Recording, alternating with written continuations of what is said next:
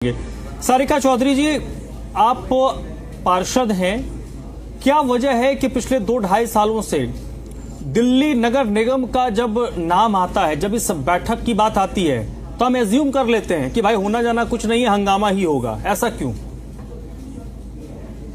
ये जब क्योंकि 15 साल से बीजेपी एमसीडी में बैठी हुई थी और बीजेपी इस चीज को बर्दाश्त नहीं कर पाई कि आम आदमी पार्टी फुल बहुमत में क्यों आ गई। और आपने देखा होगा कि एलजी भी बीजेपी का था और सेंटर भी उनके हाथ में थी और कमिश्नर भी बीजेपी की तरफ से अपॉइंट किए गए। और हम दिल्ली के जनता के लिए हम काम करना चाहते थे। हम चाहते थे सारे काम हम बहुत अच्छे से करें, लेकिन हमें काम नहीं करने दिया। 2.5 साल में मैं आज पहली बार सदन में बोली हूँ और 2.5 साल में कोई भी काउंसलर अपनी बात नहीं रख पाया, क्योंकि जब भी हम जाते थे और बीजेपी के जो काउंसलर थे वो सदन को चलने नहीं देते थे, हर बार हंगामा होता था।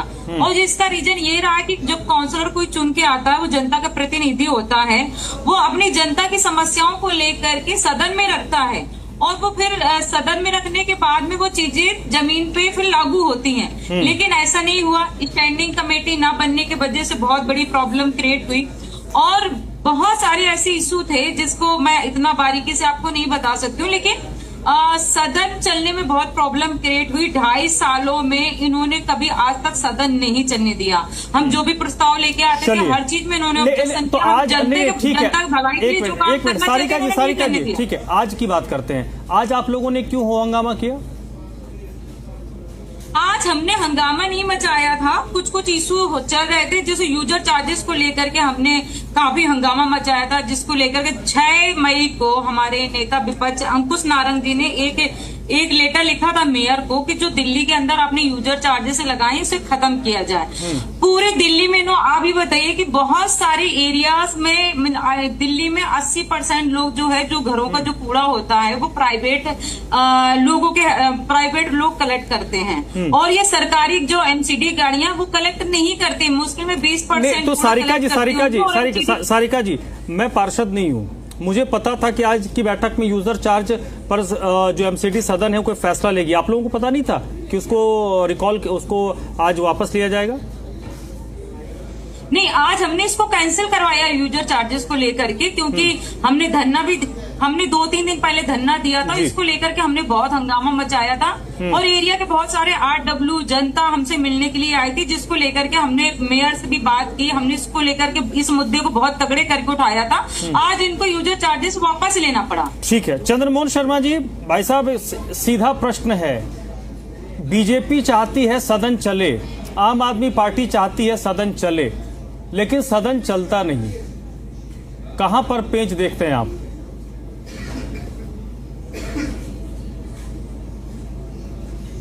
कार थी, उस नूरा कुश्ती को भी देखा है कि वो नूरा कुश्ती हुआ करती थी और नूरा कुश्ती के अंदर दिल्ली के मुद्दे और दिल्ली की जो बातें थी वो गौण हो जाती थी, उन पर चर्चा नहीं होती थी। ठीक, आज विषय फिर वही खड़ा हो रहा है। अरे अगर आज से पहले निगम के अंदर पहले भारतीय जनता पार्टी की सरकार थी और फिर आम आदमी पार्टी की, और आज फिर काबिज हुई है भारतीय जनता पार्टी, और आज तो भारतीय जनता पार्टी की सरकार को 3 और 4 इंजन की सरकार के रूप में अंदर कहा जा रहा है। तो दिल्ली के उन मुद्दों के ऊपर काम करते समय किस बात का हो अल्लाह कि आज प्रश्न यह है कि अगर जो काम है करने वाले और उन कामों के ऊपर चर्चा होनी चाहिए, उसके ऊपर बहस होनी चाहिए और बहस होकर उसका रिजल्ट आना चाहिए। पानी की प्रॉब्लम के साथ साथ पानी का सरचार्ज की जो बात अभी मेरी बहन बता रही है, उन विषयों के ऊपर आप पिछली बात को लेके कहेंगे तो आप पे प्रश्न भी खड़ा होंगे, क्योंकि सरकार में तो आप ही लोग खड़े हैं। तो मेरा तो सीधा सा आरोप इन पे इस बात का कांग्रेस पार्टी का कि ये नूरा कुश्ती कर रही है दोनों पार्टियां, फिर उसी तरह से दिल्ली के हित को अहितमय रूप में बदल रही है। ठीक है, सारिका चौधरी जी, मैं नूरा कुश्ती से इतर एक सवाल आपसे समझना चाह रहा हूं। आप पार्षद हैं, आपकी जिम्मेदारी अपने क्षेत्र के लोगों के प्रति है। जब सदन की बैठक आहूत होती होगी तो लोग तो ये जरूर देखना चाहते होंगे कि हमारी जो पार्षद हैं वो क्या हमारे समस्याओं को उस सदन के अंदर उठा पा रही हैं जिसके लिए हमने उनको चुना है। क्या उस सदन से हमारी समस्याओं का समाधान हो रहा है या नहीं हो रहा? और आपके तरह जितने पार्षद हैं, हर पार्षद का वोटर, उस क्षेत्र का वोटर उस पार्षद की तरफ देखता है। ये आप बात सही कह रहे हैं कि जैसा हमने 2.5 साल में मैं एक भी बार अपनी बात को सदन के अंदर नहीं रख पाई, क्योंकि कभी हमारा सदन चला नहीं। और ये बहुत अफसोस की बात है, क्योंकि हम जनता के प्रतिनिधि है। जनता हमें बड़ी उम्मीद के साथ में जिता के पहुंचाती है कि हमारा ये काउंसलर अगर जीत के जाएगा तो हमारे लिए बहुत सारे काम करवाएगा। अब आप बात करेंगे जल भराव को लेकर के, पिछले साल में बहुत सारे एरिया में जल भर गया था और आपने देखा होगा दिल्ली पूरी तरीके से भरी हुई थी। जिस वार्ड की मैं काउंसलर हूँ, Jangpura A, Jangpura B, Nizamuddin east, Nizamuddin west, ऐसा एरिया पड़ता है जहाँ पर मतलब बारापुला का कुछ ट्रेस होने के कारण से पूरा एरिया मेरा भर गया था। लोगों को करोड़ों करोड़ों का नुकसान हुआ है और बहुत लोग नाराज थे इस चीज को लेकर के, क्योंकि जल भराव बहुत ज्यादा हो गया। क्योंकि इन्होंने पहले से ही एमसीडी के कमिश्नर साहब को, जबकि हमने बार बार बोलते रहे कि ये नालियां सारी साफ होना चाहिए, बरसाती नाली साफ होना चाहिए, लेकिन इन्होंने कागजों में दिखा दिया कि बरसाती नाली साफ हो गई है और जितने नाले थे उनको भी दिखा दिया साफ हो गए। बारापुला नाले को इन्होंने साफ दिखा दिया और एरिया उसके बाद भी भर गया, क्योंकि ये लोग झूठ बोलते रहे और जनता उसकी वजह से बहुत ज्यादा परेशान हुई। ताजुब बात है कि इस बार जब बारिश हुई तो मेरा एरिया सबसे पहले डूबा।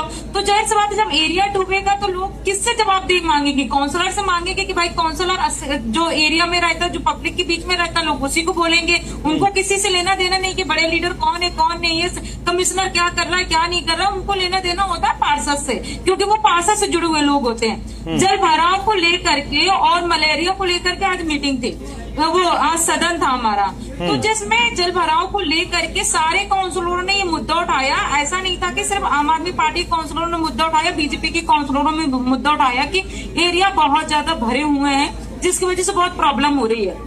खासतौर से हाउस टेस्ट को लेकर के आज चर्चा हुई, जो हमने हमारे जब महेश कीची जी मेयर थे उस समय हम प्रस्ताव लेके आए थे कि जो 100 गज की जमीन है, वो चाहे दुकान हो या जमीन हो, उसमें हाउस टैक्स माफ होना चाहिए। जो 500 से ज्यादा 500 के आसपास की जो लैंड है उसमें हाफ करना चाहिए, लेकिन इन्होंने उस प्रस्ताव को इन्होंने सुना नहीं और ये अपने अपने रूल कानून लगाते रहे। लेकिन मेन मुद्दा ये था कि हम यूजर चार्जेस को लेकर के, अब मान के चलो कि हाउस टैक्स 2500 किसी का साल का बनता है तो यूजर चार्जेस 10,000 साल का बन रहा था। तो यूजर चार्जेस के नाम पे ये दिल्ली को लूटने का काम कर रहे थे। जो कमिश्नर साहब, जो बीजेपी ने कमिश्नर साहब को बैठाल दिया है और कमिश्नर साहब ने इसको प्रस्ताव में न ला करके, सदन में न ला करके, जबकि ये स्टैंडिंग कमेटी के माध्यम से प्रस्ताव स्टैंडिंग कमेटी में चर्चा होगी, उसके बाद में सदन में आएगा, उसके बाद में आप लागू कर सकते हैं। कमिश्नर साहब ने ऐसा नहीं किया और बीजेपी के कहने पे कमिश्नर साहब ने ठीक है, नहीं अब ये ठीक है सारिका चौधरी जी, ठीक है, ये अब तो खैर पुरानी बात हो गई कि